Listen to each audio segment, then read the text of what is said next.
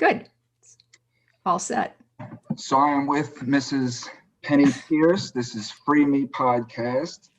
And wow, let me tell you, it's really amazing for me to be in front of you and speaking to you right now. I'm sure you hear that a lot. No, not that much. Not that much. Well, I beg to differ, but you know, the inspiration to you, just briefly for me, I was going through a very tumultuous time in my life. I was in a very, very dark place. And I knew I wanted change. And I didn't know how to make that change, And I was looking everywhere. And it was just me one day, it was me that just decided to, like, I have to be honest with myself.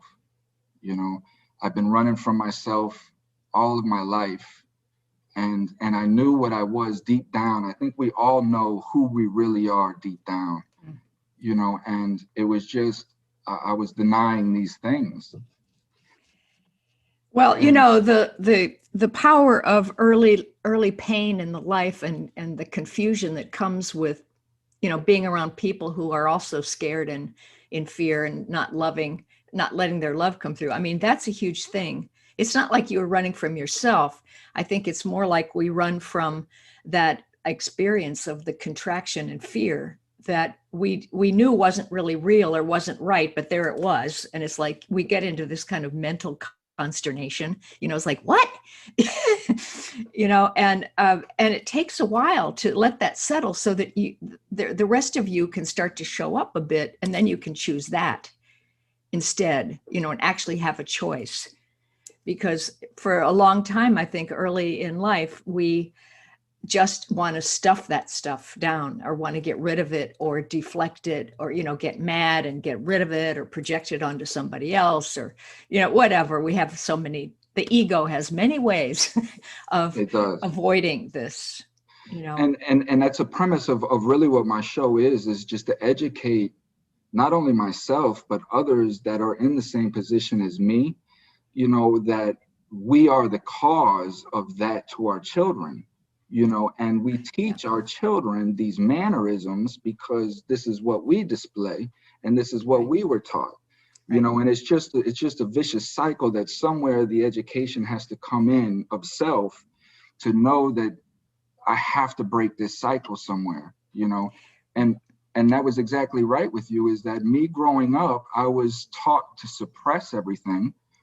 I was taught that it wasn't okay to express emotions and feelings, and that carried on into my life now to where I'm not a very empathetic person.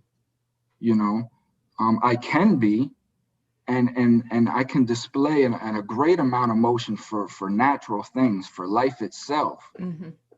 But when it comes to other people's emotions, I'm not very empathetic.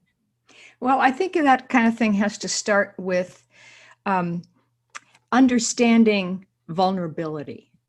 That your own vulnerability. And then when you look at somebody else and you see their fear or their negative actions, and if you can feel through that and go down under the presenting conditions, and I had to learn this too, is just to see what's causing their fear. Where do they feel so vulnerable that they feel they have to protect themselves? But, actually vulnerability, it's kind of a universal binding agent, Yeah. And I think that in a way, it's like the doorway to the soul. If you allow yourself to just feel what vulnerability actually is, you go down into a level of simplicity, I want to say, in the self about, I think when I go to do it right now and I feel into that, it feels like it's a raw place. It's almost like it has a shaky vibration to it. It's very alive. It's like you're looking at a petri dish through a microscope and you're seeing all the little things in there wiggling, you know? And it's like, that's the way you feel energetically, because it's very alive. And it's like energy that wants to, no, I'm just feeling it right now. It's like energy that really wants to get out and flow, but something in the mind has said, no, you can't. And so it pulls it back in, but it wants out, but you pull it back in. And then you get this sort of, I guess you would call it anxiety or something. It's kind of like a out in, you know, and it starts vibrating and it doesn't feel comfortable, you know. So we want to try to get away from that vibratory level, because it really is a frustration place. Do you know what I mean? It's like, I want out, but my mind and all those things I've experienced tells me I'm not allowed to come out, you know? Well, you know, I study a lot of nature because I know that we come from nature. And I understood at a young age that nature is the base level, the element of what life really is. What nature is life without thought. It's instinctual. And I understood that at a young age, that, you know, that this is how we act on an instinctual level. You just become aware of the environment that you're in, whatever the environment is, depending on whatever animal you are. You're so in tune with your environment because survival depends on it, you know, and you grow instincts on these survival instincts to this environment. And every living creature does that, because at the core essence of our body is about survival. That's the number one essence of everything, is to survive, you know. And what separates us humans from that is thought. And it's just like you say, we have this instinctual carnal rage to produce in life, but thought comes in and interjects on that. And then you start doubting yourself because of these experiences that you've had from the mental aspect of it, that has, you know, and this is why I'm bringing you in today to explain how we overcome that, you know, how when I'm in the position that I'm in today, like what's going on in my life in this moment is so chaotic, you know, and I'm sitting down here with you having this interview, and it's like, how do I resonate a high amount of vibrations to remain in a state of producing positivity? Well, I kind of get the feeling that, you know, if we just suspend a lot of the monitoring thoughts, you know, that's the left brain. That's all. Left brain is always making rules and locking things down with definitions and meanings, and then belief systems and, you know, explanations of life that we think this is the way it is, you know, and then that becomes like almost a blockage, because anything that gets locked down and defined too much, energy can't flow through.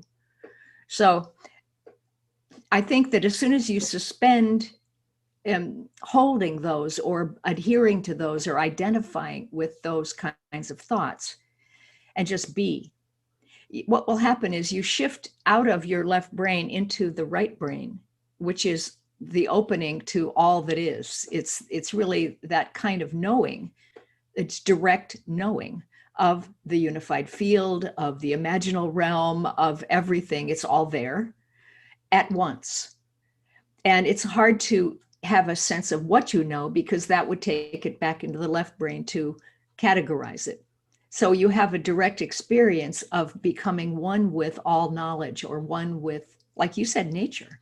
It's a perfect way to start to learn this, because when you go out in nature, you can start to feel that you have a field of energy that's connected with the field of energy of the tree and of the squirrel and the birds, and that there's this one big reality that we're all flowing in, you know, and one thing causes another thing to move. The wind causes the leaves to move, and you know, like everything's connected. And if you stay and commune with that, you know, you start to get very, very close to spiritual truth, right? But I'm going off on a tangent here, but I think that No, you're beautiful. Please continue.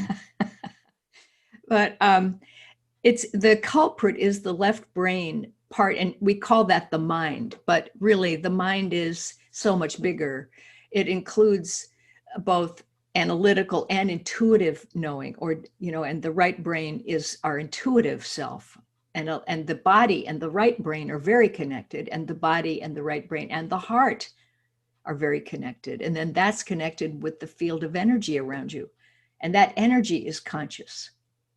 When you start meditating and you go in and you start to feel energy, if you raise your energy, you also raise your consciousness. Mm-hmm. And when you lower energy, it doesn't mean, or raise energy, it doesn't mean you have to go fast.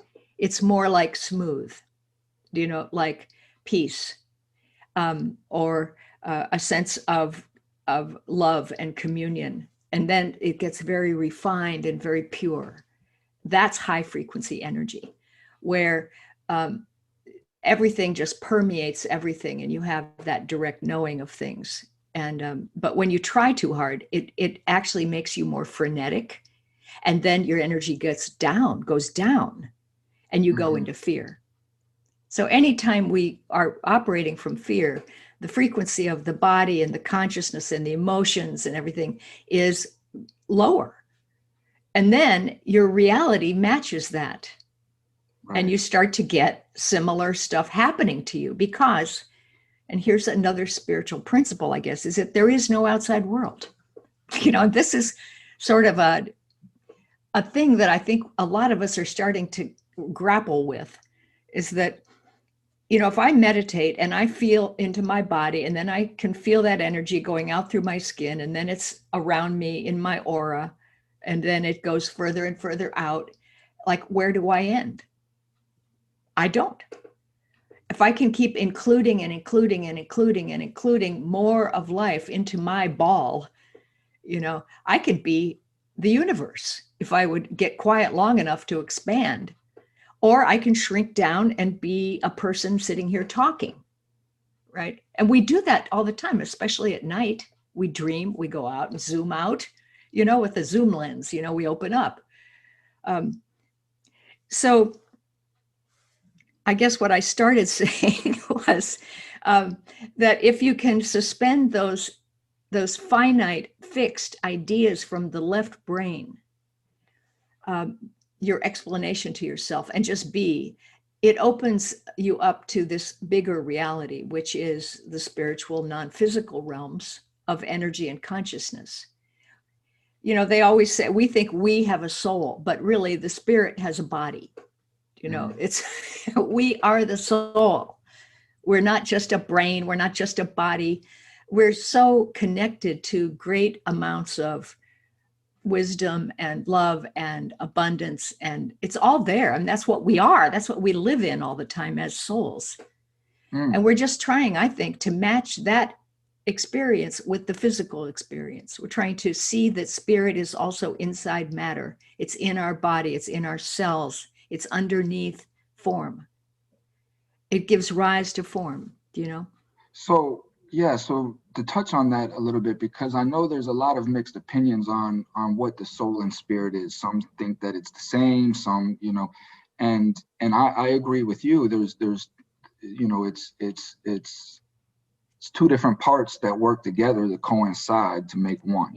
Right. It's like spirit to me, anyway. I mean, everybody has their understanding, but to me, spirit is a realm of consciousness, higher dimensions, or whatever you want to call it, where it's like time and space dissolves, and there's just this one space, one experience, and it is governed by a sense of belonging and mutual inclusion. Like, I include you and you include me, and we include the trees and the trees include us, and everything is part of each other, and that is, you have to really expand your mind to start to try to feel it, What resonated with me, like when I came in contact with your book, right, I had already seen The Secret. The Secret is what opened my mind to exactly what it is that you're talking about.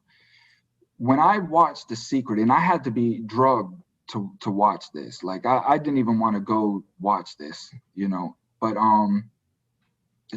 life as it may made it happen for me to go watch this, forced me to go watch this show. So after that, it put everything together for me that has been happening all my life that I could not explain, that I just wrote off as circumstance, you know. And when that happened, things just started coming to me, just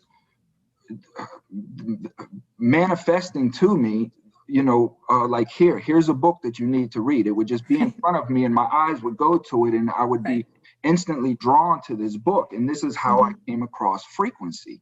I never heard of the book, didn't know who you were, knew nothing about this. I just knew when I saw it, it was the cover and the title, Frequency, right? And then I read The Power of Personal Vibration. Now, the reason why that drew to me, because as a people watcher, I started noticing that we are projectors. This is how I've always described it. We are like an 8mm camera, and our film that is inside of us projects around us. So if our film is a negative film, let's just say, we're going to project negativity around us in everything that we do, how we address our home. You know, it'll be a dark home, clutter, you know, messy, untidy, you know, just things of that nature. But when you're projecting positivity, right? Everything around you, your curtains are open, there's light in the house, it's clean, it's, you know, your feng shui, you know, or whatever. And then what I started noticing is that when you're down, you're slow. You don't have any energy. Right. You can't, you know, you don't want to, you're lethargic. You don't want to do anything. You don't want to shave. You don't want to, and the deeper down you go, the less energy you have. Right. But yet on the flip side, the more positive you are, you're bouncing off the walls. Yeah. Or you're very focused and channeled into some creative flow, which is usually what happens. I think the more your frequency rises and you do get clear, really, you're not so attuning yourself to fear anymore, basically, you know, and I think you're looking at your engagement with the moment, with like any moment that you're in, you don't protest about it. You're like, well, this is information, it's data, you know, so there's something interesting here. And that's a positive attitude, because like, what am I trying to tell myself? Oh, this is interesting. Let me see what's going on. And I always call it, you know, you're noticing what you notice. By becoming conscious, you have this function within our own consciousness that helps us notice things, like you with the book, you know, or whatever. Suddenly you got clear, and now you're noticing things are showing up. Yes, they're showing up and you're noticing them. And that's so important, because we are coordinating ourselves with what occurs in our field, you know, and as the wind does with leaves. Yeah. And so I think that part of this higher frequency is clarity. And then there's a sense of engaging with the moment, which also causes you then to be very fascinated with creativity. And I think that's why we even come to Earth anyway, as spirit souls, you know, to engage in this experiment of time, space, and matter. And how do you create an idea turning into form? Woo, you know, or how do you dematerialize a form back into energy through your mind, through attention, you know, and this is so cool. But we get stuck in feeling separate in this world. And then we get fear, and then we get blocked. You know, so we have to like reverse that and stop feeling so separate. Then I think that happens by not having an outside world. I keep saying that, but we always think of, here's me, I'm my body, and outside of me is all this stuff I see out there, and it's so big, the world is so big and so powerful and evil and bad, and it can hurt me, and I have to defend myself against it, put up shields, whatever people do. I try to make it work and use control and domination, or else I'll just be a victim and not do anything. And these are behaviors that come from the very belief that we have an outside world, like a line around ourselves. That's the core separation that we unconsciously believe in. If you take that line away, no boundaries, then your consciousness starts to expand out beyond the little line where you drew it, and that was your world that you were allowing to be. If you take the line away, wow, yeah, it's a big world out there. There's all kinds of fun stuff to do. Look, I could be like this, and I could have this knowledge, and I could create this. And I understand these people because now they're part of me. They're not over there as enemies polarized against me. I must have had some of that in me too at some point. I understand it, right? And then you start having that, what we started talking about originally was understanding vulnerability. And once you do that, then you understand that everybody is a soul. And they are connected at a love level where they have not lost any knowledge. They are all wise. I don't really think souls have to evolve. I think the mind has to evolve back to the home place. That souls are fine. They're already evolving all together as a one group. But as I said before, spirit is the realm that souls exist in. Wow. It's the environment. Right. So I guess like what resonated, and I'm on everything that you're saying. And I guess what resonated with me, like what gave me that connection again was Hollywood. And it was the movie Avatar. Yeah. Right.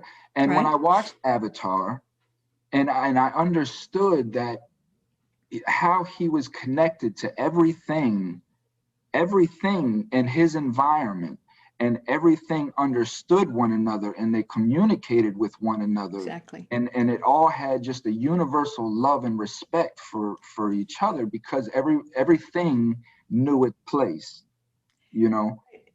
Yes. And to me, I always say, like, this is how life is supposed to be in my theory. Right. It's how it actually is in the non-physical realms. It's how it actually is. And I can understand that. And my theory of life is that, like, this plane of existence. And again, I've this theory of my life came from your knowledge and sharing with me, through this book, is that this plane of existence, this physical plane, is where the souls, now as you was educated, because I used to say the spirit, but now the soul comes here to experience love in a physical form. Right. Because this is the only plane of existence that the soul can come and use the five senses that were gifted to us. Right. To experience the physicality of what love really is, because we gain the knowledge from that. Yes. Yes. And, if the more you open to the spiritual reality, the internal reality, the non-physical part of ourselves, the more you realize that you just are love, that you're made out of it, and you don't really need any more. You don't need to, you just want to play in it. That we have plenty, I don't need to get any, but I would love to share it and play with other people in it, and when you see then people who feel like they don't have any love, it's like the biggest lie, like, oh, please wake up, let's play, please stop holding yourself in that place where you feel unloved and unlovable and mean, and, take on the negative self-image, like it's such a lie, and I don't know, I guess that's probably what the angels think about us. It's like, okay, people, come on, let's get with it. Let's get with the program, but that's, that's a great segue into kind of what the discussion is going to evolve around. Mm-hmm. Is that that's exactly it. I mean, when we're coming up, first off, do you think that people are just born evil, or it's just environmental that makes us kill at 8 years old, 9 years old, our parents, or Yeah, eat people, or just great question. pedophilia, these Right, right.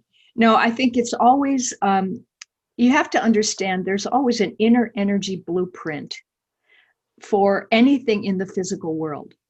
Like we said, spirit or souls have bodies, bodies don't have souls, right? Mhm. We coalesce our body out of an inner energy blueprint pattern that is made up of old beliefs and emotional wounds and enlightenments that we've had in the past and so forth. It's some mixture of love and fear that allows us to create the body that we have and the personality that we have. It's a pattern Mhm. that causes our physical body to be shaped and even our motives and desires to be what they are. They come from that pattern. Well, that pattern comes from a collection of previous lifetimes of, well, you were wounded, you got murdered, you had some awful, terrible thing happen to you that you contracted and froze up and you never exhaled again. And so there's a holding pattern in the inner energy blueprint that is about fear and then vengeance, perhaps, or like, what am I going to do to not have to feel that fear? Well, I'm going to attack other people and then they'll see what it's like revenge, and that kind of thing comes up as a response to the avoidance of feeling fear, right? That's the key thing. The avoidance of feeling fear creates all these methodologies that we come up with that gets us, in a life of crime and put in jail and, and negative self-worth and all that. So children, souls are born, and even at a very young age, if they've had a huge amount of fear and violence and whatever in their previous lives, that will be the pattern of their energy body. Ah. And then that starts showing up in the mind as thoughts immediately. And that will trigger those kind of behaviors because they are not really connected. They're disconnected through the amount of fear that they have had. They're disconnected from the spiritual realm. So let's break this down now for my average listener, so they can understand exactly what that means, Yeah. because we're talking about reincarnation and Right. souls, traveling through. So Mhm. how can past lives, right, past traumas, carry on into a whole nother human being? Right. Well, first of all, I have to say, I absolutely do believe in past lives and other lives, even parallel lives. I think it's all my experience shows me that that is absolutely true. And I have found out a number of my own past lives. And for instance, in my last life as a woman, I died of tuberculosis like age 50. And I was born in this life with severe lung problems. It took me until I was like 14 or 15 to grow out of having chronic bronchitis and pneumonia constantly as a child. So yeah, lung stuff killed me in the previous life, but it was like a residue in the emotional body. And it came back in and I worked through it, but it's at a much lesser level that I could actually clear it. Right. And that's partly what we do. That's karma, and that is the healing of those their wounds, but really they're misunderstandings of the way natural laws actually work and how loving and beneficial they are. When you miss the mark, quote, you sin. That means you just misunderstood something. You didn't get the whole picture and you got stuck in a partial understanding of how life works. And then that's ignorance, right? And so if you have had, like for instance, let's say in a past life, you're a monk and you're doing all this spiritual work and you get invaded by warring forces, which often did go into monasteries and kill all the monks. That was part of what happened in the world, and then you say, well, look, I was serving God. What's the matter? And then that part of the mind does this, right? Especially as the looming death comes in, you're going, this is not right. Right. Protest. And then you carry that with you over into the non-physical realm as you die, and then you're stuck with it. You have to come back in again. You get clear your karma only in the physical world. It doesn't clear in the non-physical. Why? I don't know, but it needs a physical flowing in order to work itself out and be cleared out of the energy body, the emotional body. So sort of through a conscious cleansing. Yes, exactly. Conscious cleansing. Yeah. And so let's say you had that happen, then you come back in for another lifetime and that unfairness is still there. And then you start to use that unfairness thought to, think, well, I deserve more.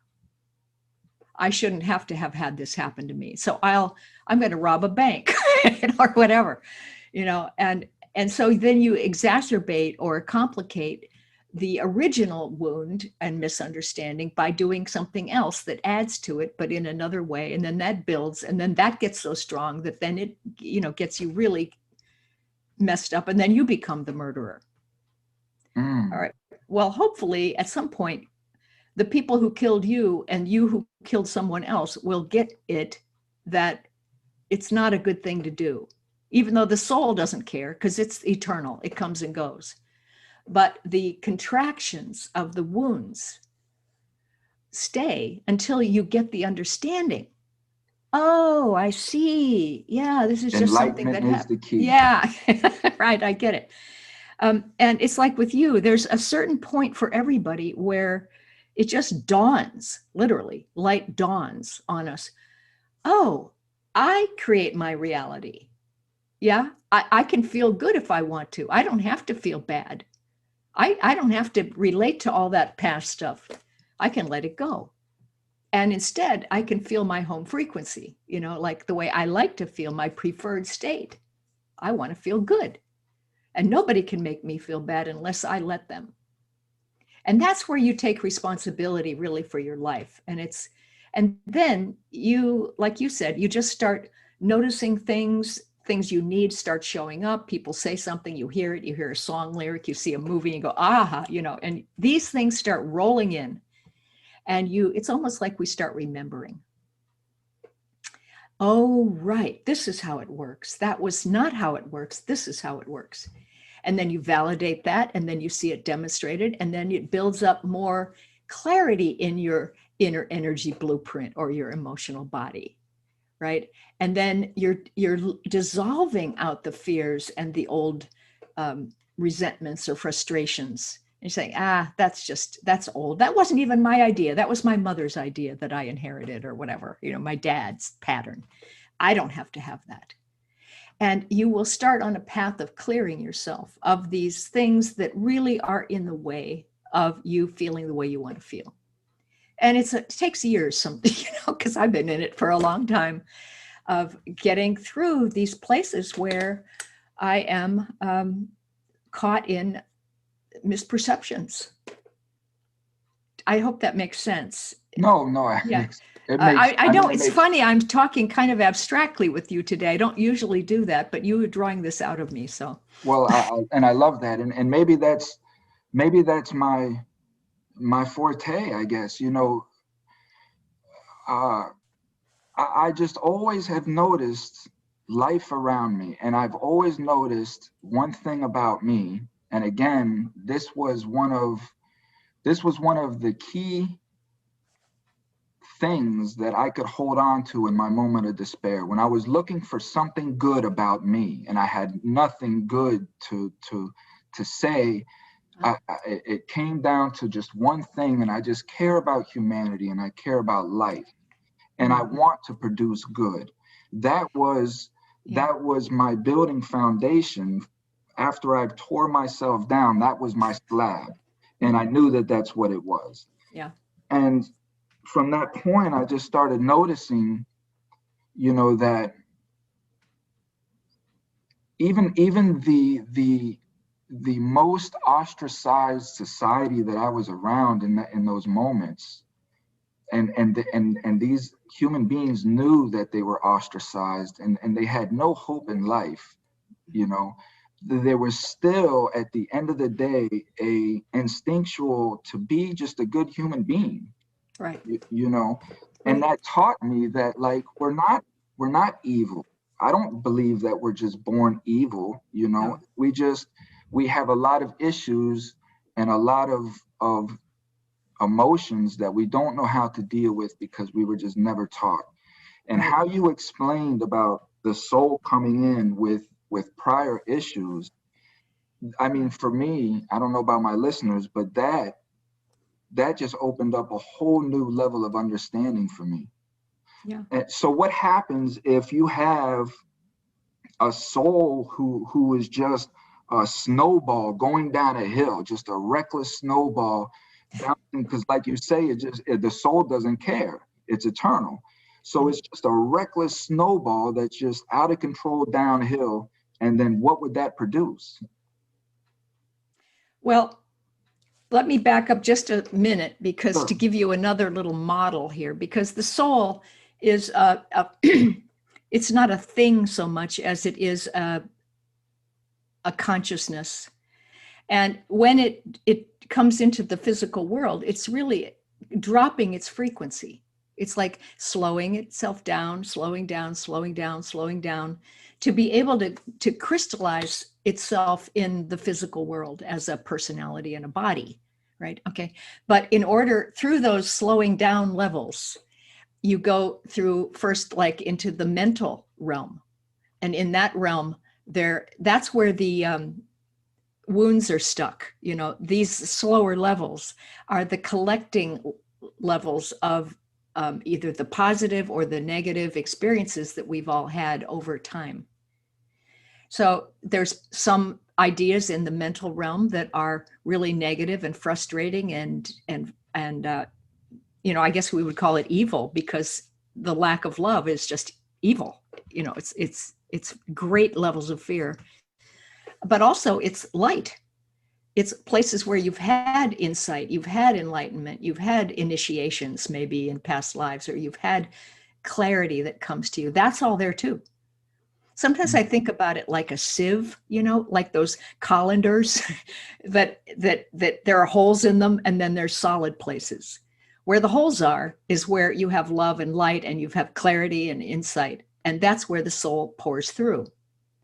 The dark places are where you've had fear and negative experiences, and that blocks the light.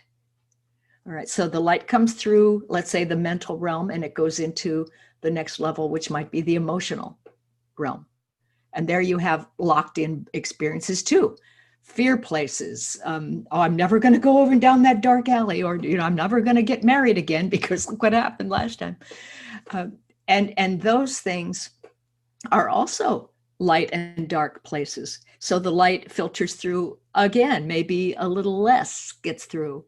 And then it comes through into the etheric body, which is the blueprint for the physical.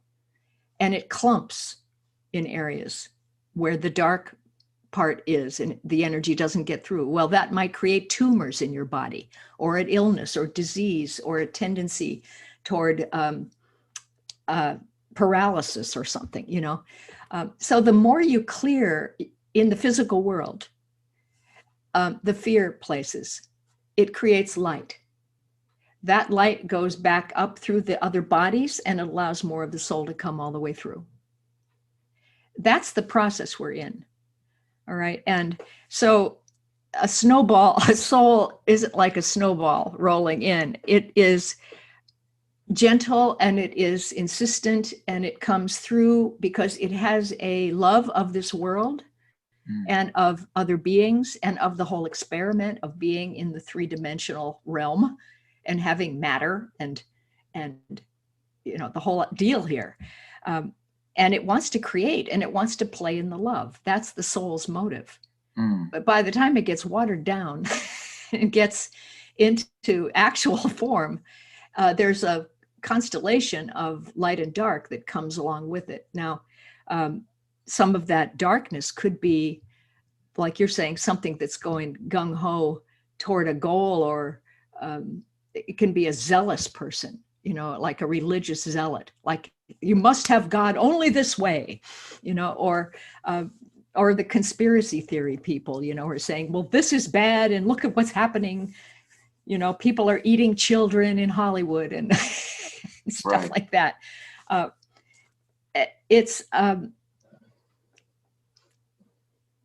There are just so many patterns of ignorance, I guess is what I'm saying. And I don't blame anybody. But everyone has their own moment where it can dawn on you, like you had, like I had, where like, oh, wait, I can change this. Right. And that's where I'm at now. Like, I'm at a point now, Miss Penny, that no matter what I see anybody doing, it's like I understand.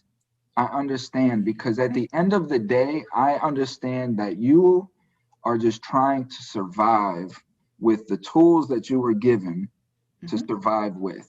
Right. And there's just levels of egoism that that we go through, and it's just now I'm at a stage to where I feel love for this person, and I want to reach out and I want to help this person. Right. And then this person usually just tells me to F off and slaps me or no, I'm just kidding. Right. But you know what? Whenever you have a real moment with someone where there is love, and even if it's telepathic, even if it's not all verbalized, that real moment is something that is about a spiritual truth, and it connects soul to soul. Those are like little candles that get lit and they never go out again. It's so important, I think, to practice having real moments with people, especially with children, because they get it immediately and they recognize, oh, that person understands me, right? It's so important because then they have something to cling to remember what truth is. They have to have an example of love in action, in form, and then they can always refer back to that moment and then build on it. I think that's so important. And what am I thinking here?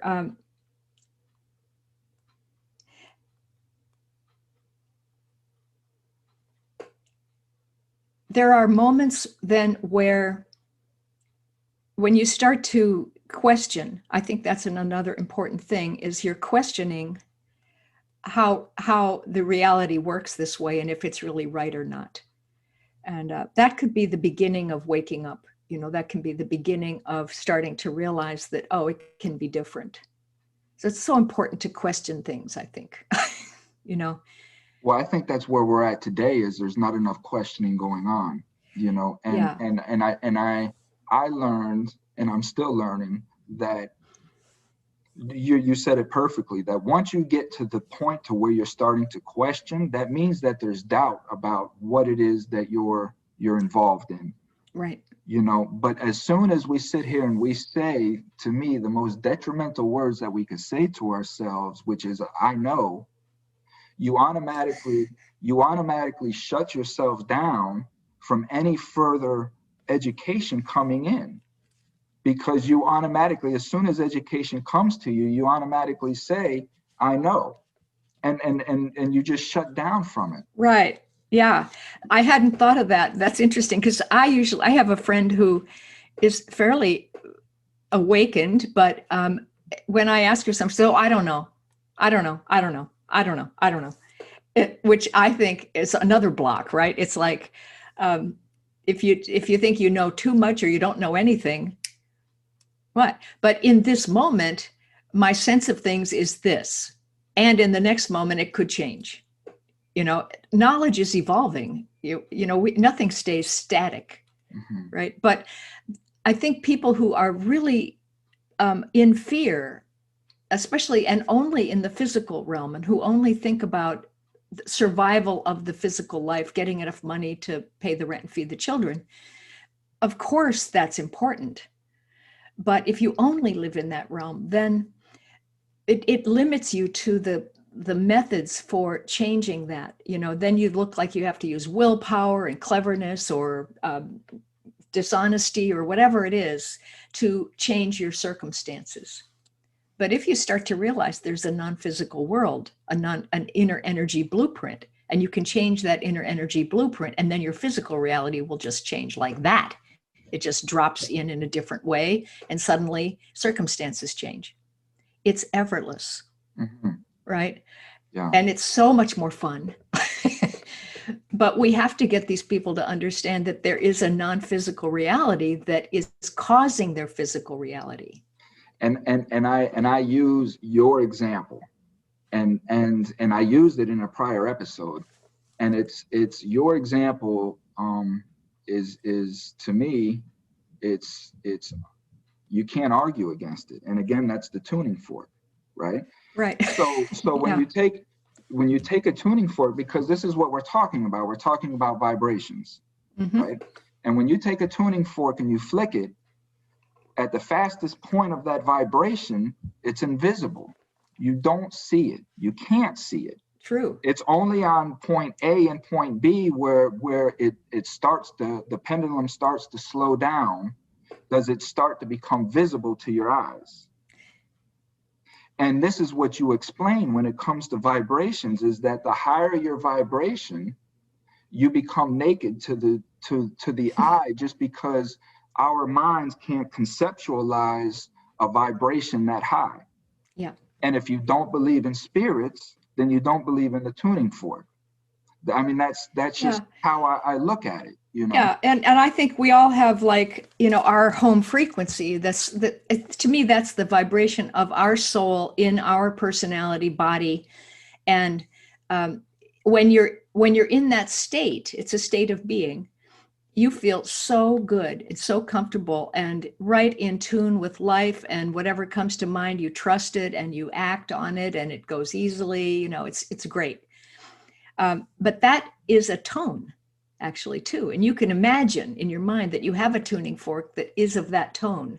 And then you strike it, ding, and it runs through your body and all the cells, and then in the air and all around you in the field of energy.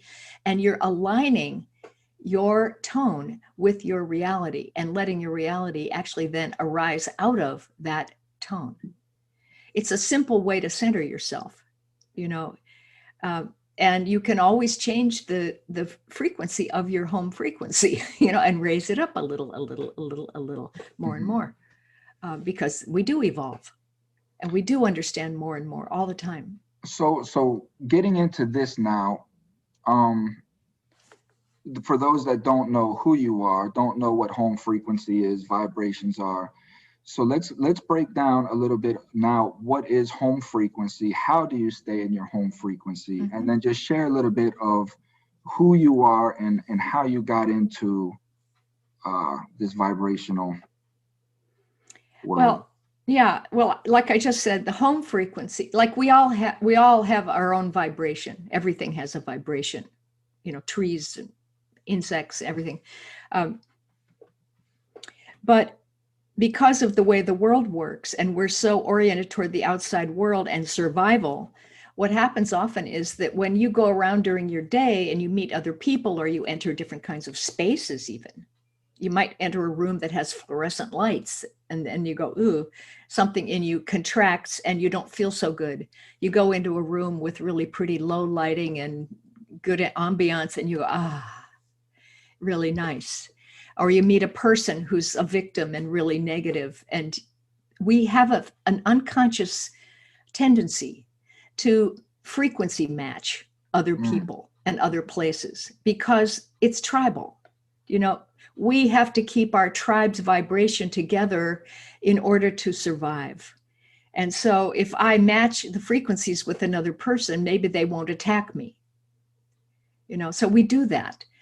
But the problem is you might be in a good mood and you get around somebody who's complaining and really negative, and you go down and you match them, and then you leave and you feel awful.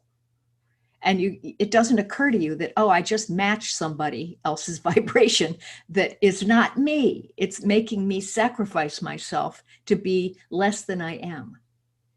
So, but we do it all the time anyway. I mean, that's when we go into the world. But we are not those other vibrations. Those are just things we do. We are our home frequency, which is the vibration of our soul. And that is a combination of our amount of love and fear that we can relate to now. So we get rid of the fear, our frequency goes up, if that makes sense. Mm-hmm. And so the idea here is to constantly recenter into the home frequency and say, this is who I am. I am not all those other people, high, low. I don't have to be like them. I'm me. And I'm safe and I'm calm and I enjoy my own energy. And as you enjoy it, you get more of it, you know? So that's your home frequency. And it's an idea about really being centered and identifying properly with who you actually are, not with all the stuff around you.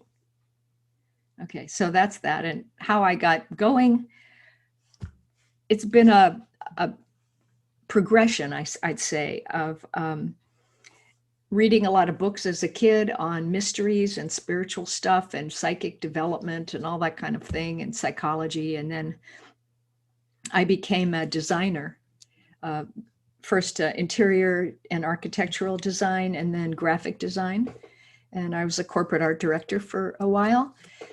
And that kind of thing is interesting because it's very artistic, but you're designing like logos for people where you have to feel, well, what does their company do, or what are they all about, and what typeface would reflect that quality, what mm-hmm. symbol would exemplify that thing. And it's very intuitive, you know. And so I did that for a while. I think I trained myself in intuition development. And then I found myself in an area of California where all this kind of consciousness stuff was happening. And I took classes in clairvoyance development, which I didn't even know you could do, you know, it's like didn't exist. And then I was really good at it. And once I started doing that, that took over. It was like nothing else was interesting anymore. And I talk about the snowball or whatever, you know, it's like, I just knew I was finally on track, and I had gotten myself ready for this. And I started inhaling knowledge of, esoteric things and everything, nutrition, I mean, everything you could think of, and doing readings and teaching classes. And it was all on basically intuition development.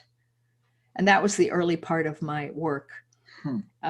And then I wrote the first book, The Intuitive Way, which is a course on intuition development. And that got me going into writing.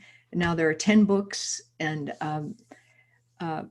but then I worked in Japan on and off for like 20 years, which is like an amazing experience of understanding a different way of organizing reality where everything's connected. You don't insult anyone or have them lose face, because then everyone feels it, because they're not separated. There's a different kind of ethics. That's the Japanese way of life. Yes, right? Or Asian, yeah. It's very different. Right. Yeah. So can you go into detail a little bit of what that means and how a way of life like that is for those that has no idea over here? Yeah. Well, it is, like I said, it's a very emotionally interconnected and energetically interconnected, and they are highly sensitive to energy. And so there is a kind of morality there that you sort of take care of the other person in a way, and don't shame them, because if they get shamed, then you do too, and so do as everybody else that's around them, because they can all feel it. So and also you don't stand out, like they have the thing, the nail that stands out gets pounded down, it's like The squeaky wheel gets the oil, all, you know. Right. No, it's the opposite of our reality. And so, like when they're making decisions, for instance, we'd come out of a workshop and we're going to go to dinner. Where do you want to go to dinner, Penny? And I say, well, how about this? And okay. And then everybody would orient toward me because I spoke out, and that individuality actually is not good there because it didn't let them have a say in where they'd like to go, because they adhere to the one that speaks out. So I learned how to be quiet and say, well, what do we all think? And and then somehow magically, telepathically, we would all head off down the street and go to this one kind of restaurant. And I was like, I never quite understood how it happened, but it was like a group mind worked and did it, you know, and you don't try to be dominating there, or else it's bad for your reputation. The kindness comes from honoring others. So, but then they don't have a sense of individuality as strongly as we do. So the young people there are starting to go into that a little more and be colorful in the way they express themselves. So, and we are learning to do group work. And, you know, so I think the East and West cultures are starting to integrate a little bit of each other's way of being. Interesting. Yeah. Do you think individualism is a bad thing? No, but I think if you only have that, it's a limitation. And if you only have group mind, it's a limitation. I am an individual and I am a group. I'm part of a group mind, which is my soul group, maybe, you know, and you need to understand there's a bigger experience of yourself when you merge with a group. But then you're always still an individual at the same time. And I think that is a big thing that's going on in the world today is group mentality. There's way too much group mentality and not enough individualism. And I think that our individualism is really is in detriment, you know, because I think it's being taken away from us without us even realizing. You know, as you say, we're being taken away out of our home frequency, and we don't even realize that we have a home frequency. Yeah, but that's giving power to the outside world again, you see. Nobody's taking it away from us. But that's the perception that I know, and that's the ignorance again. Nobody can take away you from you. It's impossible. It can take away your attention from paying attention to yourself. But when this outside world is touching you emotionally, when you know the police are coming to your house and taking away your only child, you know, and you understand the circumstances of what happened, but yet the hands of the law come in and they're unforgiving and they take your child and they give your child 20 years. You know, how do you not let that outside world affect you? Well, this is the hard part, because I'm just trying to say how to say this. We have a large level of ignorance of spiritual reality in our current world on the earth. And part of that ignorance is that we think there's this big outside world that is so powerful and bad, and it can do things to us and keep us from having love and being ourselves. And when you have that unconscious idea that like a bigger force out there can do something to you, this is why COVID is now, you know, such a big thing around the world. It's a global thought form taking shape. But also, you know, victimization and violence and things you're describing that people do experience comes from a very large unconscious thought form that we all kind of are in a bit, you know, and it's unconscious, all right? It's deep and ingrained, and it takes work to wake up out of that and to start to change it. But when you have that thought form, your reality patterns itself according to that thought form. And then you get police coming in and taking away your child, or you get all kinds of violence and victimization and depression and addiction and all that stuff that goes with that level of, I keep calling it ignorance, but it's lack of understanding of higher truth. Mhm. And religion doesn't quite get you there, in my opinion. It's too much dogma, and it's too many priests who are in positions that where they have power, and it's not pure. It can get you partway there, but you have to almost become mystical in order to have a direct connection with nature and the universe and the divine and spirit, in order for that to educate you. And so we need all the spiritual teachers we can get right now in the world, all the people talking about this as much as possible. And what I've been trying to do through books and so forth is to write a series of guidebooks that are like a roadmap to how do you get out of these old entanglements, and again, it's no blame, because if I say to somebody, well, you're just caught in a bad thought form, they're going to say, well, forget you. And because I'm not loving them, but I am. I understand it all. And I am caught in them too, in different things. We all are.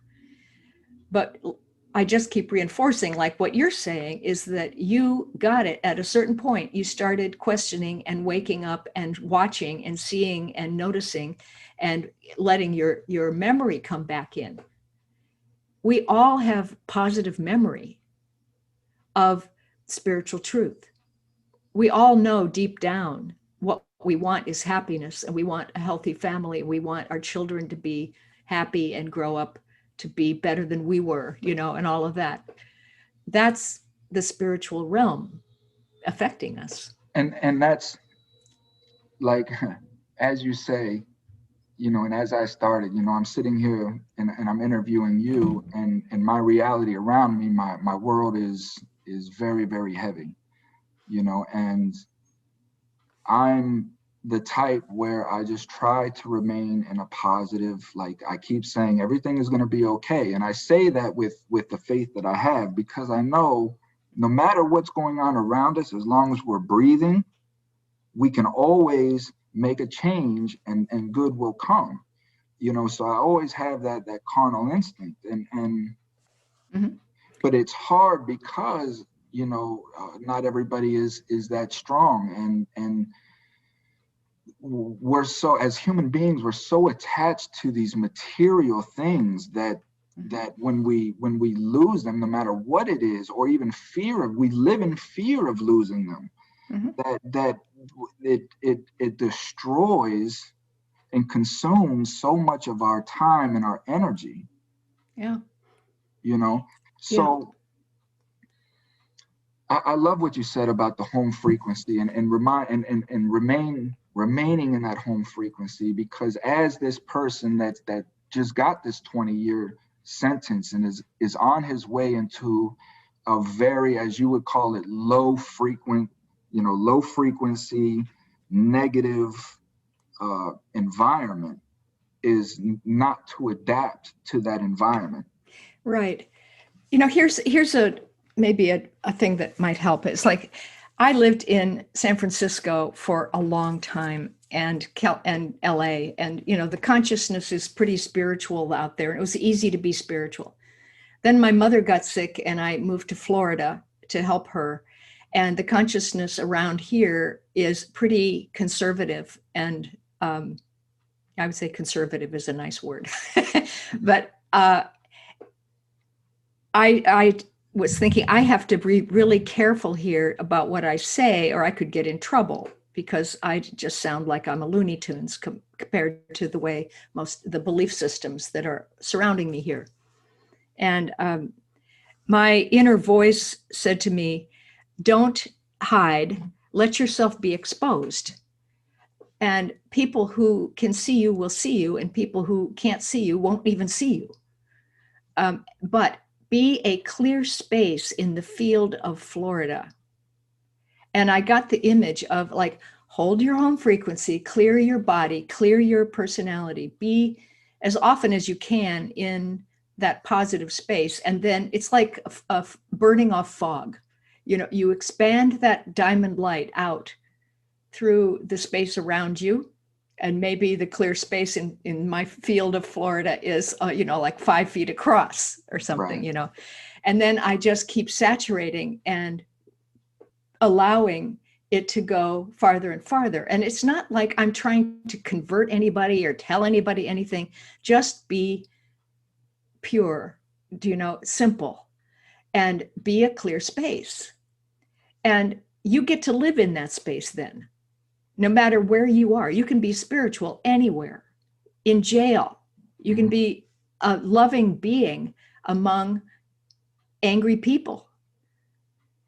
And that's what started changing the way that I was looking at things in my environment. Was all I'm seeing is a stigma. What my eyes is registering and what my brain is registering is a stigma of what I'm told I'm supposed to see. That doesn't mean that that's what it is. And I started asking myself, what is the difference of me being where I'm at and an individual paying thousands, hundreds of thousands of dollars to go to some distant monastery for however many years and just seclude himself away from society? What is the difference of that, other than what people are telling me what the difference is? But when it comes to the mental state, like you say, the spiritual state, how is there any difference? And that's what really started me to just self-reflect on myself and like you say, just be the change, or Bruce Lee says, just be water, just be like water. Right. Yeah. Just be form-fitting to your environment and just let things come in as they are, and understand that these are the reasons why they're happening, because of our vibrations that we're putting out into the world. Yeah. And if you think negative thoughts, you create waves in that water, which then create events that are upsetting. But the clear space, if I just think of a totally clear diamond light space in the middle of a fog, and then it gets bigger and bigger, and now more people could get interested in what that feels like, and then they'll kind of come and find you, So you don't have to be in a cave to do this, right? But also, what's interesting about spiritual energy is that it is not in time and space. It's not limited to traveling in a line somewhere. It doesn't take any time to travel. So when you're in that space yourself, it communicates to other people instantaneously. It gets right into their mind, and you don't even know you sent it or whatever. It's just, it increases the amount of that kind of energy on the planet. That's why monks in caves actually can be in caves, because they can meditate there and affect the world. But you can too. Anybody can. Have you ever heard of Baird T. Spalding? No. Baird T. Spalding was an archaeologist back in the late 1800s, and he went on an expedition to go live. He got invited to go live with some monks for 3 years, and he was allowed to document his experience. It's a 6-book series called Life in the Times with the Masters of the Far East. Okay.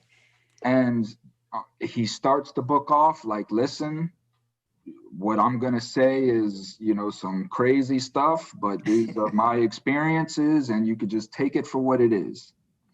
And he was describing, at first he was welcomed by the monks and it was everyday life, but as life started to progress, he started to see the capabilities of what meditation and what these monks were able to do. And some of his experiences ranged from the way that monks would appear. So how he explained it one time was, they were at the bottom of the mountain and they had to hike up to the mountain, and they were asking the monks, like, how are you coming with us? And the monks are like, no, we'll meet you there. This was a 3-day hike. It was the only path up the mountain that they knew of. And yet the monks were already there, and they look like they've been there for days, and so it's these occurrences that they explain, And it's when we hear these things, and like I touched with you briefly on Ramtha, when we hear these things, it's so fantastical to us that it's unbelievable. Mm-hmm. And yet for me, I look at life in a timeline of the people that have been here and the messages that they have left behind, such as Socrates, Buddha, Jesus, this figure Ramtha, whether he is real or not. Just there's been so many messages of just be yourself, be your light, be your light, and resonate what you want to resonate. Right. I think a lot of those teachings that came earlier, people didn't know how to do that. It sounded kind of like abstract and like what, But now we're trying, that's what I've been trying to do, is to give people actual methodologies like the home frequency and how to get into it and how to remember to get back to it. And then you can stabilize from the center out. But I think that it's really the same teachings that have just been coming in over and over and over again, rejiggered for new ages and consciousness and levels of knowledge. Nothing's too complicated, really, but it's just that so many people only identify with what they see from their physical eyes to the physical world, and they don't get that there's the invisible reality that's inside the physical reality. The energy and consciousness world is inside the physical world. And we live in both. But, I remember when I was opening up and I was working in an office, in a company, and I would talk to secretaries or whatever about astrology or, or psychic phenomenon. And they all had a story. Oh, I saw my dead grandmother standing at the foot of my bed. Mm-hmm. Like, it's not weird. Everybody's had something, But the thing of that right there, what you said is that lady may have never told anybody that, right? But you, because you opened the door for her to feel comfortable enough to express something. That's right. She may have been holding her whole life. And she maybe wanted to understand more about it, too. So we would talk about it, But I think that with everything accelerating the way it is now, things that used to be supernatural, like you were saying, are much more normal. They're starting to be seen as normal. Like I'm seeing a lot more. Things are in the present moment now. They're not in the future. The future is a potential reality, a higher frequency of our present moment. It's not over there somewhere. It's right here in your world with you, but you just change your frequency and you can go into it and you'll have it. It's not like a linear process anymore. Okay, but so that is a very strong acceleration. You think of something, put attention on it, and it can materialize quite quickly. So I have seen quite a bit now of instantaneous healing with healers I know. And they're like, wow, I just did this and they got over it. It's like it went away. It's starting to happen, just like you can have instantaneous negative results too. You think a bad thing and, oh man, Well, I'm a firm believer that chaos brings consciousness. It brought consciousness to my life. And it's the next phase after chaos. And can we be in more of a chaotic time than what we're in right now in the present? Yeah. So this is where my faith comes in at, and like I explain to people, faith is something that's became so cliche that now when you tell somebody to have faith, it doesn't even resonate with them anymore. It's like one of those words like love, that's like, it's like, it's non-tactile. You've been tarnished by it so much. Right. Yeah. But it's like when I put it into perspective and I tell people, listen, we have to remember what faith is. And for me, what faith is like the sun coming up in the morning. Right? You don't question whether the sun is coming up. Nobody has ever questioned, well, I wonder if the sun is going to come up. Let me see if the sun's going to come up first before I go plant the harvest. You just know that the sun is coming up and you prepare for it. Yeah. right? That's the key. You prepare because you know that the sun is coming up.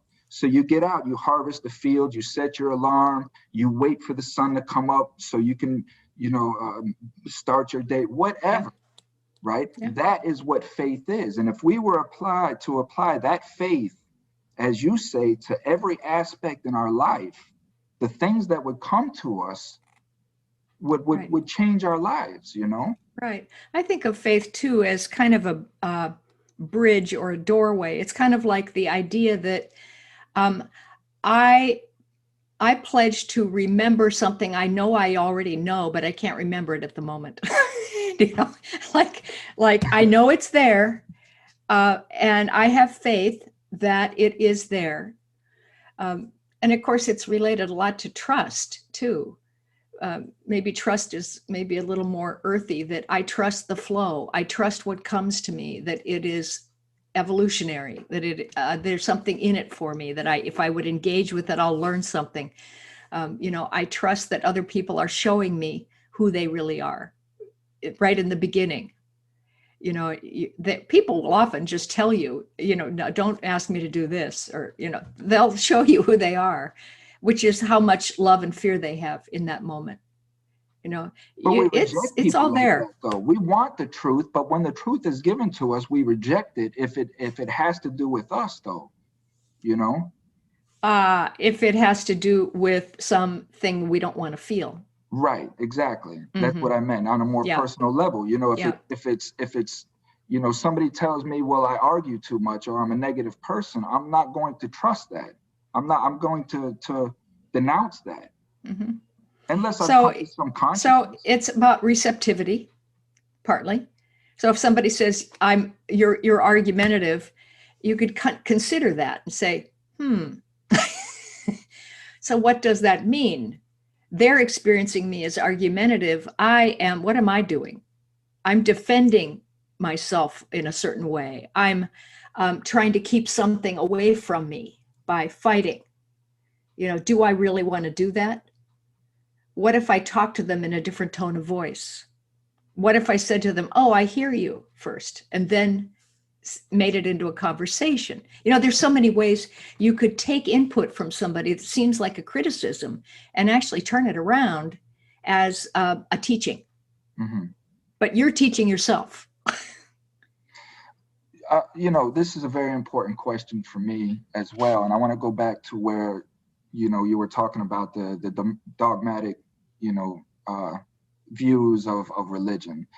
Do I have to be religious to be spiritual? Is it one and the same? Do I have to subscribe to some religion to feel the spirit? No, I don't think so. And it may be a path for some people that they want it in a form world. Some people like to work with shamans. That's another form, of let's chant and do a ceremony and a ritual on you, and then I'll believe, my mind and body will believe it, and then I can say that it's real, and then it becomes real. But I think we do that for a while until we get to a point where the belief systems, where we realize that the belief systems and the dogma are in the way of a greater direct experience of something. And that's why every religion has mystics, that where they have total communion with the divine, or, or the saints, or whatever it is. They talk to spirit, and they're in spirit all the time, and there's no line around them. Every religion has that. But the spiritual movement today is, I think, akin a bit to physics and metaphysics. So if you look at how the world works with physics, and then you take that into the non-physical realm, you get metaphysics. How does consciousness and energy work? And then that's the inner energy blueprint of the science and physics in the physical world. And there are universal laws and principles and kind of mathematical patterns and things that are behind the way things drop into form.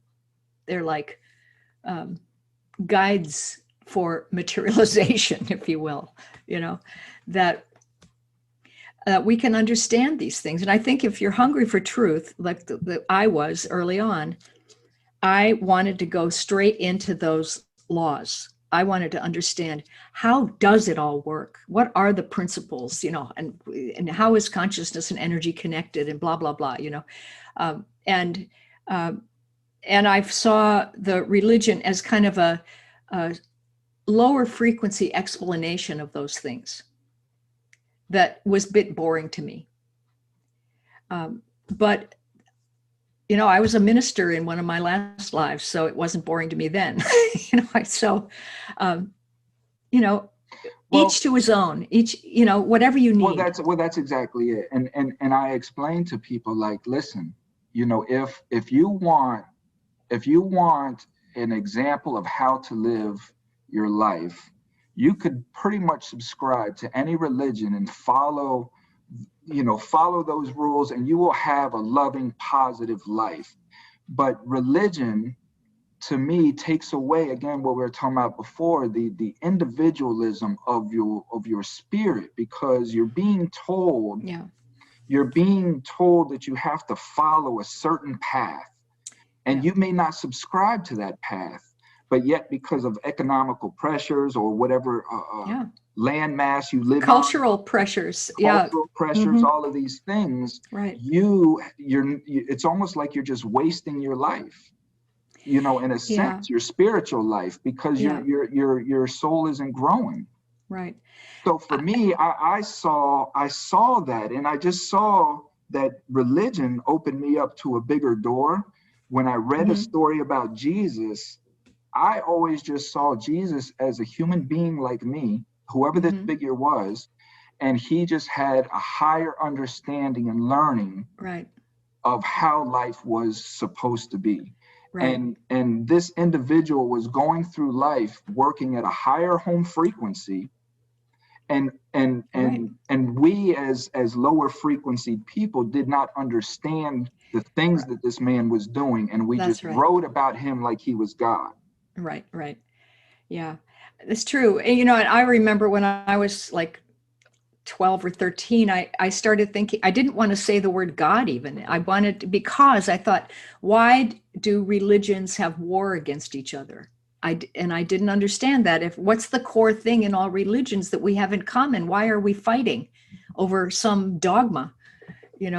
Like, Christians and Muslims and Jews and blah, blah, blah, like over a wall. Just to stand in front of a wall to pray, you've been killing people for thousands of years for the right to stand in front of a brick wall.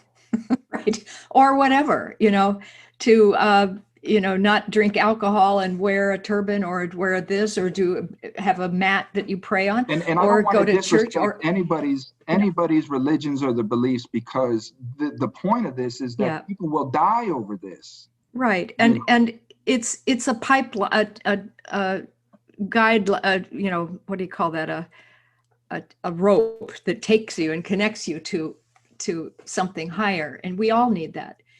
But if it gets so locked into my way is the right way and yours is not, and you have to be like me, well, then that's like ego and narcissism in a way. Narcissists always want the outer world to agree with the way they have reality set up, or else, you're fired, you're out of here, because we can't have you not agreeing with us. And when there's a lot of fear involved, you get, I think, an interpretation of religion or politics or anything. It goes to fundamental, lower vibration, where there's a lot of fear involved, and then the ideas get locked in. And I'm not saying that's good or bad, again, because it's a stair step. It's, we go into different levels of understanding, and then suddenly we go, oh, wait a minute, there's more. And then you go to the next step, all on your own. It just occurs to you one day, So everybody has their own pathway and their own timing and sequencing. And, that's part of life. It's natural flow. So I don't get why people have to make other people wrong, Well, the way that my philosophy, Miss Penney, is I guess it's just a gumbo of all the religions and everything. But just for me, right, from what I take, speaking from a biblical stance, we're born into the flesh. We're born into sin. What does that mean? For me, that means ego is the sin. The worst, the most detriment, the most evil thing that we can do to ourselves is be so narcissistic as how you explained, because it stops all growth. It just stunts you. You just remain in an ignorant, blissful way. Yeah. And so for me, as the Bible speaks about being born again, and I try to take the religion out of Jesus's message. Yeah. And just think about it in a physical form, as in a realistic way, and for me, being born again is just coming into the consciousness that, I am an egotistical person, and I am a selfish person, which equates into childness and stunt of growth. And as you start to move into that spiritual thought process of giving, sharing, love, and just care for other than self, you become into being born again. And for me, it's like Jesus says, that once you're born again, you can't go back. Once you understand the spiritual realm, you can't go back into an ignorant, blissful state. Right. Yeah, I think the born again is that where you wake up out of the idea that this is only a physical reality and I'm only a physical being and everything is based on separation and pain and suffering, into the idea that, oh, and there's a non-physical reality too at the same time. I am a soul in a body, having a body. I'm not just this personality thing that dies and then will never, that's the end. No, I'm an eternal soul. I'm here having this Penney experience right now, and I'll have a whole bunch of other ones, whatever I want. And but when you wake up to the fact that you're really the spiritual being creating a physical world, that to me is born again. Right? You're born into the understanding of spiritual life. And not ignoring physical. It's always the inclusion of both, not either or. Right? Well, spirit is in matter, yang, right? Isn't that the essence of the yin and the yang is just perfect harmonial balance of life? Right. Well, and remember in that symbol, the white side has a black dot in it and the black side has a white dot in it, so they contain each other, but there is a bigger reality when they come together and merge. A greater reality. Same with the Star of David. You've got a Trinity in the heavens, Father, Son, Holy Spirit, and body, mind, spirit down here on earth. The two coming together and merging into one thing is the idea. It's actually an experience. This world is the other world. The heavens in the earth. Aha, it's not separate after all. And many cultures have these kinds of ideas that are represented in symbols. So how, Miss Penney, I mean, how do you and I and a few of the other conscious individuals, how do we reach the masses? And because I'm scared. I'm scared of what I see around me. I'm scared of how people are thinking. Just this past election, just me seeing how people are processing what's going on around them scares me because it's ignorant. And I just don't understand how we can look at each other and because you're black and I'm white, I'm going to hate you. Right. How because I don't agree with the things that you say, I'm going to slander and just create lies about you and how do we survive? How do we keep our home frequency in this, Miss Penney? Well, first it starts with each of us to not go into fear. So don't get afraid of that. Just watch it, because it's a symptom of a clearing on the planet. It's a larger process underway. It affects me. What's going on around me? You've got to the food that comes in my house. It affects the money in my pocket. Yes. So you change your mindset so that it's not part of your personal reality. And then it may occur to you once you clear yourself that, well, I think I'll move, or I'm going to start this program to help the people, or I'm going to write books, or I'm going to do whatever I feel like is the right next thing to do. Work with kids, whatever it is. And then that will cause the next right thing to come in. Like stay out of fear, let people have their reality, but build up the other reality of, consciousness and truth and higher energy, and invite people in if they're ready. And if they're not, let them be. They'll wake up on their own at a certain point. And it's all you can't rescue people unless they're ready to open up anyway. Like it's not something you can do. How do you know, Miss Penney, that my son, who's 16 years old, and I'm just speaking hypothetically, but my son who's 16 years old, I'm a single mother, my husband's incarcerated, I'm trying to stand by him. My 16-year-old son doesn't stay in the house. I know he's a caring boy, but he just went sideways. How do I reach him? Mm-hmm. Well, again, it always starts with you. Change any ideas of fear that you have and believe in that kid. In your mind, you see him receiving his full soul into his body. You just see him as being himself, his true self. And then you talk to him about that as often as you can. Give compliments, give feedback, have those real moments. Little things, I think, not lectures, right? Touch into the real place in people and set a good example yourself. How important is it to visualize these things, like you say? I think it is important because imagination is the real reality. That's the truth. It is. That is absolutely the truth.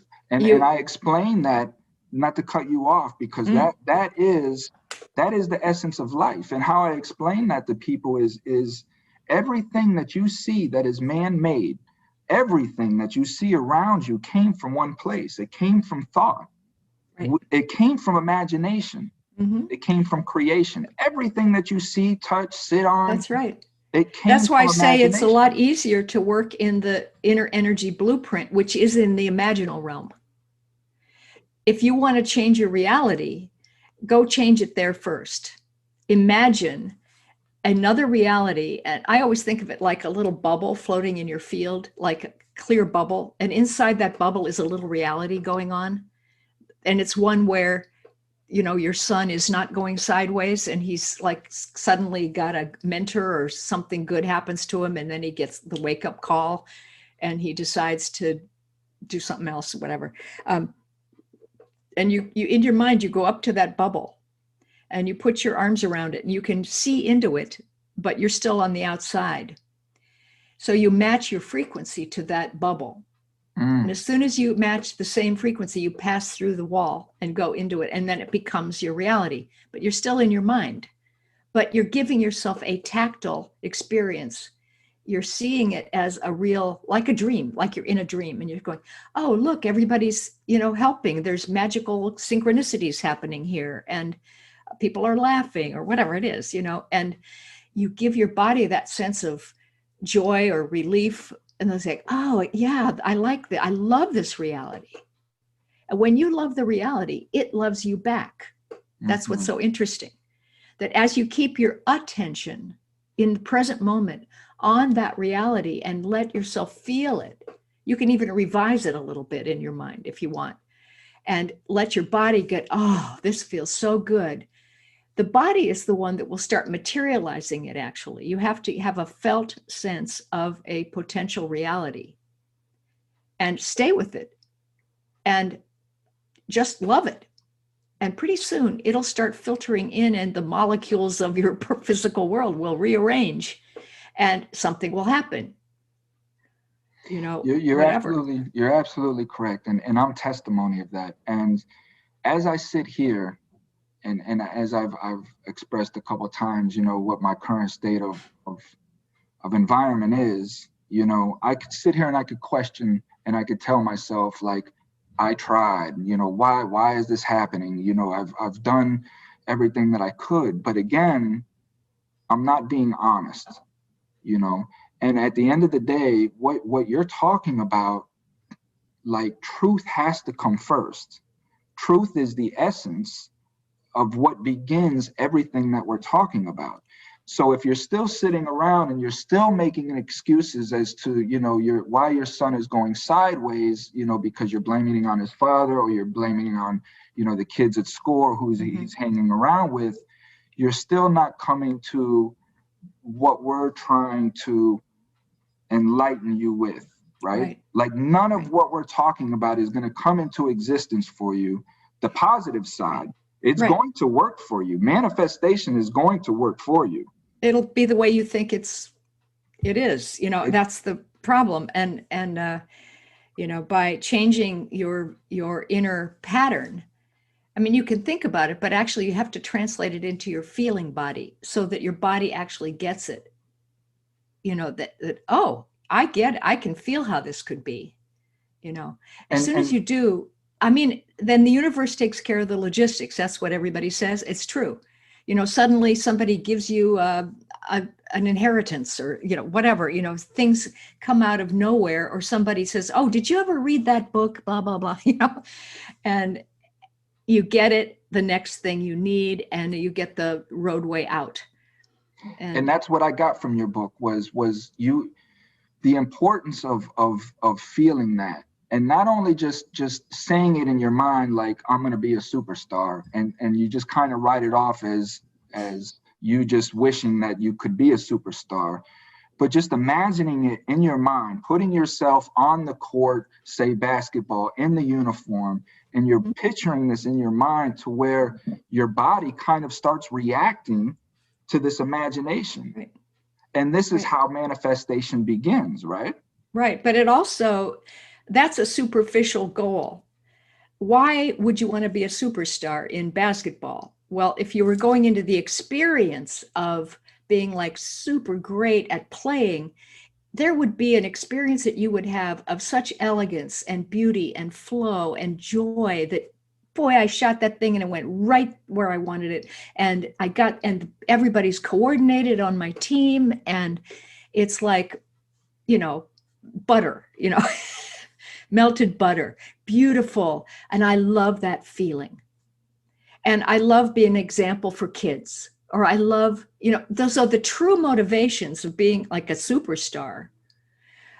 There maybe one layer down, it's like, I want to get attention. I want people to like me. I want to have a lot of money because then I'm better than people, or whatever it is. But those are not real motivations. The deeper motivation always goes to spirit and to something that's based on joy and love and beauty, actually, too. And I'm seeing that now. You know, I saw that with Mike Tyson. I saw that with Kareem Abdul-Jabbar. You know, recently Kareem, he auctioned off all his trophies, all his materialistic gains. He auctioned off for his foundation, which is working with kids. Yeah. Mike Tyson's the same way. You know, he takes his belts that he has and he'll flip them on the tables, and he says it's all junk. You know, it means nothing. At once this stuff used to rule my life, but now it's just all junk. Right. And it's just us realizing, like, we've wasted so much time and energy and emotion into things that just come and go. Right. Yeah. And that's another wake up, you know, perfect. When you start to get that, you go, aha, right. Why did I really do all this? Right. So my boyfriend will like me better, or my girlfriend will be more attractive to me, or, you know, and that's it. And I'm thinking about these things where I'm at, and I'm like, the only reason why I bought that car and put those big rims on it was just to be more attractive to females. It would bring their attention over to, and it was just, and I'm thinking, like, this is crazy. This is absolutely absurd that I'm spinning my life around other people's perceptions of me. Right. Yeah. And it's funny to get all the external, you know, like for men or women, to get the external trappings of what you think the other sex wants, when really women want that kindness they don't want the external stuff as much. I mean, yeah, sure, that's nice to not live in poverty or something, but if the person's not kind, why bother? You know, if somebody's gonna beat you up or, you know, not champion you, why would you want to be together with somebody anyway? You know. Well, I can tell you, for me, like, one of my biggest problems is, you said it exactly right, is me thinking that I know what women like about me, and then me exploiting that to the women, right? Like, yes, I know that this is what you like about me, and it's just, oh, Miss Penny, I don't know. I really don't. Right. You know? Right. It's like we just get so wound up and caught up in ego and emotions, and Mhm. and then the point of all of this is we broadcast it down to our children. Our children are being affected by this because Right. they're in their most natural, purest state as a child, which is why Jesus said, if you harm one hair on a child, right, like, you might as well cast yourself into the darkest sea, you know, with a Right. millstone Right. around you.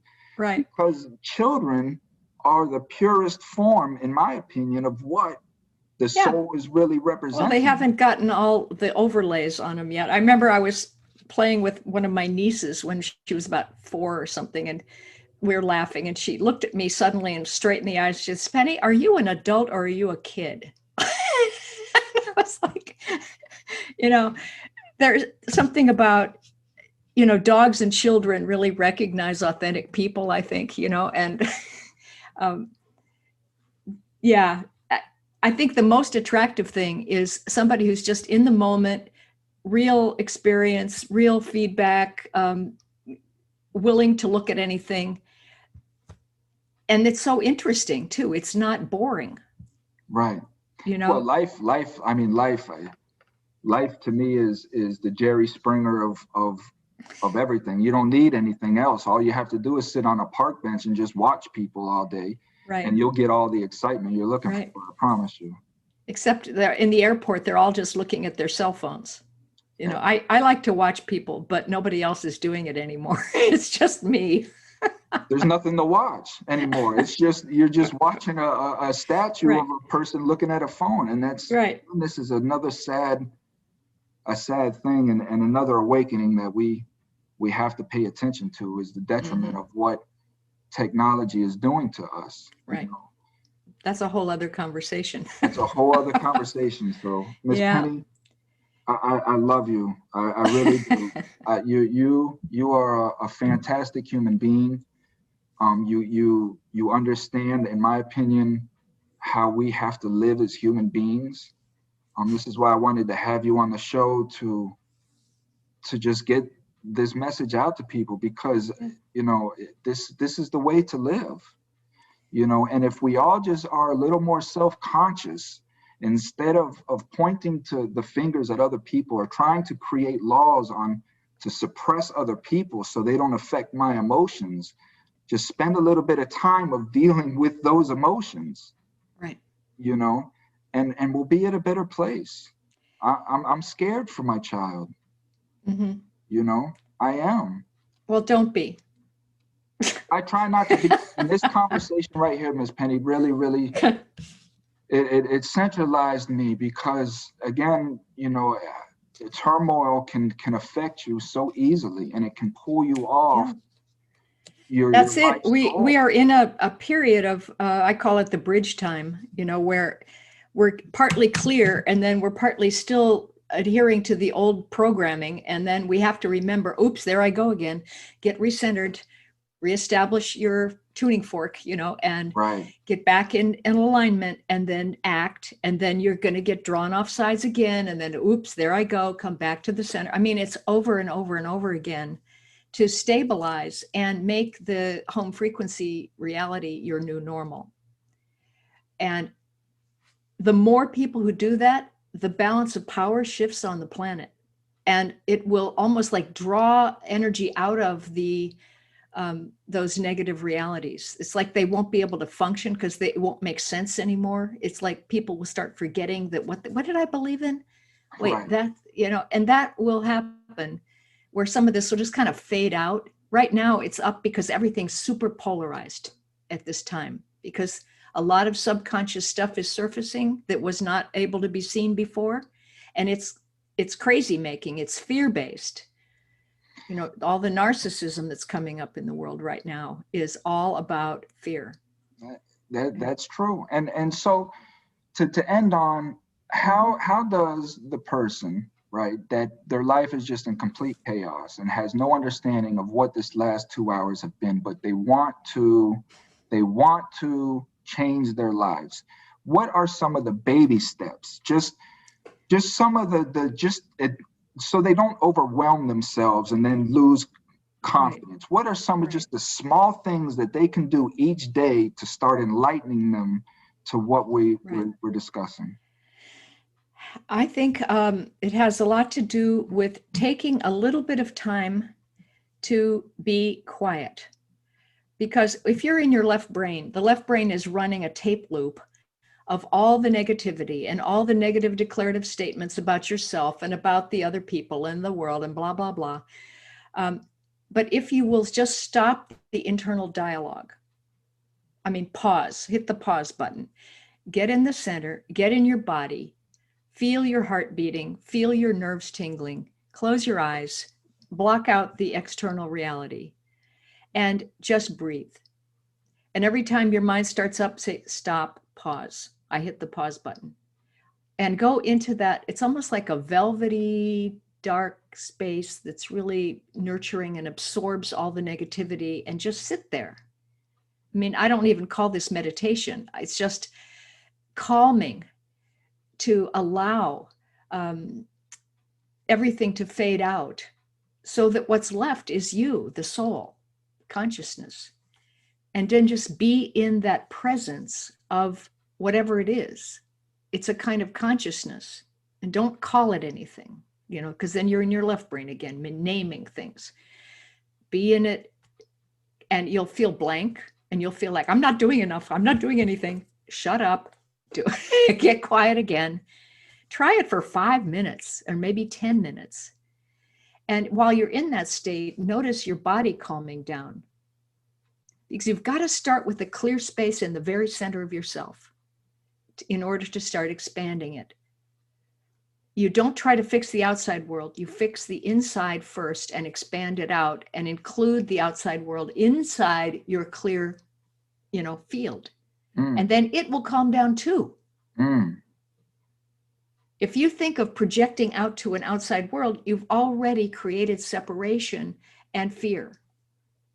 So the baby step is get inside your body, be on the crosshairs of the here and now, stand right where you're standing, and be present. And understanding that vibration can have effects on you and not to allow it to change you. Right. Yeah, don't match lower vibrations. Notice what you're matching. And notice what you did that day. Right. That's exactly right. And to put that into perspective for some people, what that means is just think about you being in a good mood, right? And you're going to a friend's funeral. It's not something that you're experiencing per se that would have you down. So you're in a good mood and you're just going to a funeral with a friend. When you walk into that funeral parlor, the overwhelming vibration is a low, depressing vibration, and you automatically start to adhere to that. You become, your vibration comes down. And that's partly why, the reason partly is you start thinking about what isn't. The person's gone. We don't have this. And then that reminds you of what you don't have. And then you go down and feel more depressed. You're pressed in, Yeah. And then on the flip side, you may be down and your friends may come over to you and they'd be like, man, come on, we just got to go out and party and you'll feel better. And then you get into that high energy, high vibration environment and you automatically start to feel better. Right. But then that's not really truly feeling better. It's a high like speed vibe. Go out into nature, like into a bunch of redwood trees or into a place where there's a a spring or a waterfall or something like that, and sit there for a minute and feel the life around you and smell clean air and quiet down. That's high frequency energy. Remember, high frequency, it doesn't mean speedy. Actually, well. that gets you Very away well from the clarity often. It'll change your energy level, yeah, but it's not really truly high energy. I can tell you, for me, the most comforting experience in my life is complete silence. Complete silence. You can feel your ears relax. You can feel your brain just relax and your body just decompress, like, oh my God, and I mean, no noise, just complete silence, which is very hard to do these days, you know? Right. So Ms. Penney, thank you so much. I would love to have you on anytime again to share these words. I know this has probably been a little different of an interview, and I hope it's really fun and interesting. I hope that it was okay for you. Yeah. So I love these discussions. Please stay safe in these times. I will. And take care of yourself, okay? Good deal. You too. Thank you so much for the invitation. Absolutely. Thank you, Ms. Penney. Okay. All right, bye. Bye. Freeme Podcast.